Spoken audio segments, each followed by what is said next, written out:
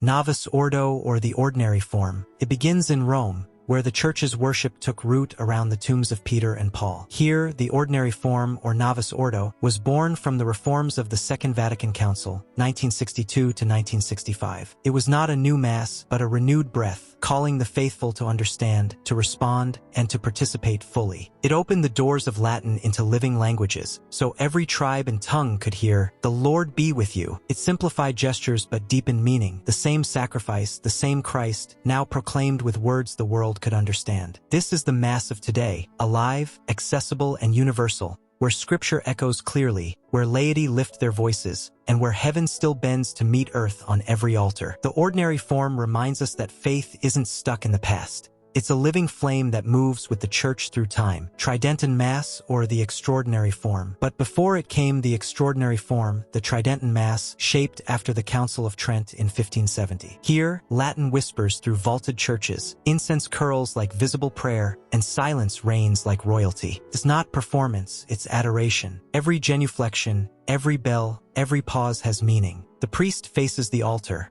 not turning his back, but leading his flock toward God, just as shepherds lead toward light. It's the Church's ancient heartbeat, unchanged for centuries, a holy choreography of reverence. For many, it feels like stepping outside of time, into a world where mystery speaks louder than words. It continues today, loved by those who find God in sacred stillness, the Mass that never ages. The Ambrosian Rite. Now journey north to Milan, where another current flows, the Ambrosian Rite, named after Saint Ambrose, bishop and doctor of the Church. Older than even the Tridentan form, it traces its lineage to the early centuries of Christianity. Here, the liturgical calendar is unique, the Gloria comes later, and even the Eucharistic prayers carry their own melody. The chants are ancient, neither Roman nor Byzantine, but distinctly Milanese, full of poetic fire. To attend an Ambrosian liturgy is to step into a living museum of prayer, the same Catholic faith, but sung in a different key. It reminds us that unity in the Church is not uniformity, it's harmony in diversity.